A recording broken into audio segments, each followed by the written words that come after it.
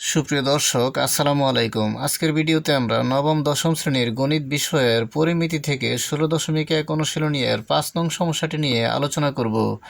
এখানে বলা আছে একটি সমবাহু ত্রিভুজের প্রত্যেক বাহুর দৈর্ঘ্য 2 মিটার বাড়ালে এর ক্ষেত্রফল 6√3 বর্গমিটার বেড়ে যায়। ত্রিভুজটির বাহুর দৈর্ঘ্য নির্ণয় করো।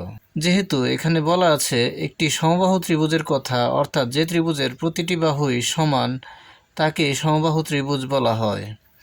আর আমরা যদি ধরে নিই যে প্রতিটি বাহুর দৈর্ঘ্য এ, তাহলে সমবাহু ত্রিভুজের ক্ষেত্রফলের সূত্র হবে √3a²/4। আবার বলা আছে বাহুর দৈর্ঘ্য 2 মিটার বাড়ালে এর ক্ষেত্রফল 6√3 বর্গমিটার বেড়ে যায়। যেহেতু প্রতিটি বাহুর দৈর্ঘ্য সমান আর আমরা প্রতিটি বাহুর দৈর্ঘ্য ধরে নিয়েছি এ, তাহলে তার ক্ষেত্রফল হয় √3a²/4। আর যখন আমরা বাহুর দৈর্ঘ্য এ এর সাথে 2 মিটার যোগ করব, তখন তার ক্ষেত্রফল হবে √3a² / 4 প্লাস 6√3, কেননা ক্ষেত্রফল বেড়ে যায় 6√3 বর্গমিটার। এখন আমরা মনে করে নিলাম সমবাহু ত্রিভুজটির প্রতিটি বাহুর দৈর্ঘ্য এ। তাহলে আমরা লিখতে পারি, মনে করি সমবাহু ত্রিভুজের প্রত্যেক বাহুর দৈর্ঘ্য সমান এ মিটার। যদি বাহুর দৈর্ঘ্য এ মিটার হয়, তাহলে সমবাহু ত্রিভুজের ক্ষেত্রফলের সূত্র সমান √3a²/4 বর্গমিটার। অর্থাৎ আমরা জানি সমবাহু ত্রিভুজের ক্ষেত্রফল সমান √3 বাহু² / 4 বর্গমিটার। যেহেতু এখানে বাহুর দৈর্ঘ্য আমরা ধরেছি এ, তাহলে আমরা বলতে পারি সমবাহু ত্রিভুজটির ক্ষেত্রফল √3a²/4 বর্গমিটার। যেহেতু প্রশ্নে বলা আছে বাহুর দৈর্ঘ্য 2 মিটার বাড়ালে এর ক্ষেত্রফল 6√3 বর্গমিটার বেড়ে যায়, তাহলে আমরা যদি বাহুর দৈর্ঘ্য, অর্থাৎ বাহুর দৈর্ঘ্য এখানে এ রয়েছে, আমরা যদি তার সাথে আরও 2 মিটার বাড়াই, তখন বাহুর দৈর্ঘ্য হবে a+2 মিটার। এক্ষেত্রে আমরা লিখতে পারি প্রত্যেক বাহুর দৈর্ঘ্য 2 মিটার বাড়ালে ত্রিভুজের ক্ষেত্রফল হয় √3a+2² / 4 বর্গমিটার।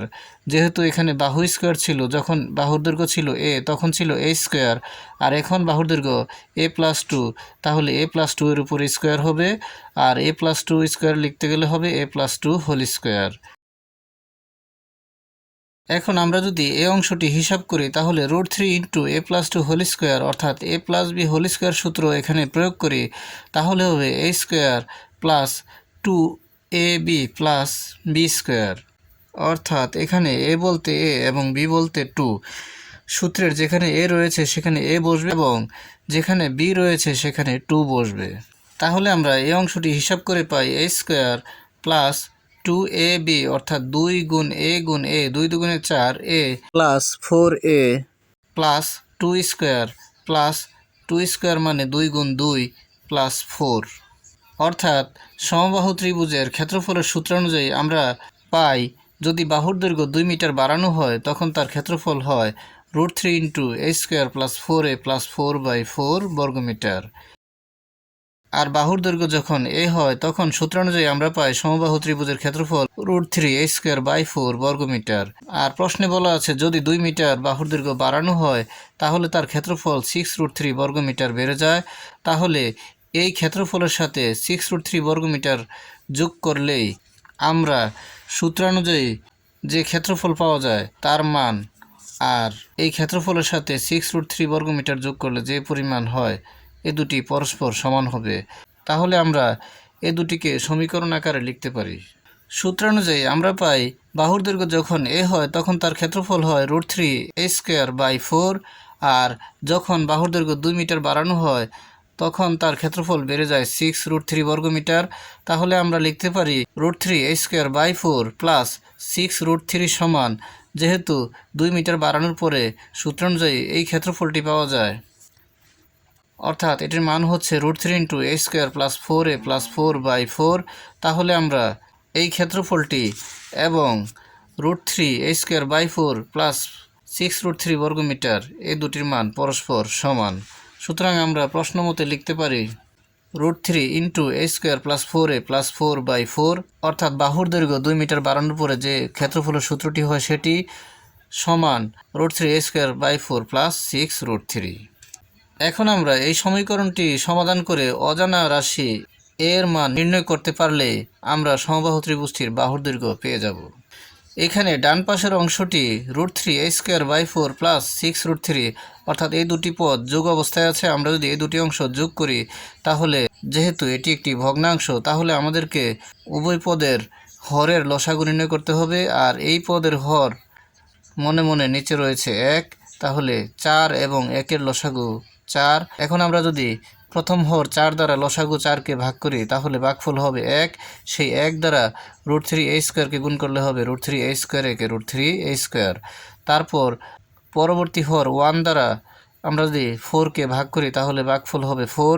সেই 4 দ্বারা যদি আমরা 6√3কে গুণ করি অর্থাৎ 4 6 24√3 হবে। এখন আমরা উভয় পক্ষেই দেখতে পাই যে √3/4 এই পাশেও লবে দুটি পদের সাথে √3 রয়েছে এবং হরে 4 রয়েছে। তাহলে আমরা উভয় পক্ষেই দেখতে পাই যে √3/4 কমন রয়েছে। তাহলে আমরা উভয় পক্ষ থেকেই √3/4 কমন নিয়ে নিই। আমরা উভয় পক্ষ থেকে √3/4 কমন নিয়েছি। √3/4 কমন নিয়ে নিলে এখানে থাকে a² + 4a + 4, a² + 4a + 4। আর এই পক্ষ থেকে √3/4 কমন নিলে এখানে থাকে a² + 24। যেহেতু আমরা দুটি পদ থেকে √3 কমন নিয়ে নিচ্ছি তাহলে এখানে a² থাকে আর এখানে 24 থাকে। তাহলে আমরা পাই √3/4 × a² + 24। এখন আমরা উভয় পক্ষ থেকেই √3/4 এবং √3/4 কেটে দিতে পারি। তাহলে দুই পক্ষেই থেকে যায় a² + 4a + 4 সমান a² + 24। এখন উভয় পক্ষ থেকে √3/4 কেটে দেওয়ার পর আমরা পাই a² + 4a + 4 সমান a² + 24। এখন আমরা উভয় পক্ষেই দেখতে পাই যে বাম পক্ষেও প্লাসের a² রয়েছে এবং ডান পক্ষেও প্লাসের a² রয়েছে। তাহলে আমরা উভয় পক্ষ থেকেই a² এবং a² কেটে দিতে পারি। তাহলে থেকে যায় 4a + 4 সমান 24।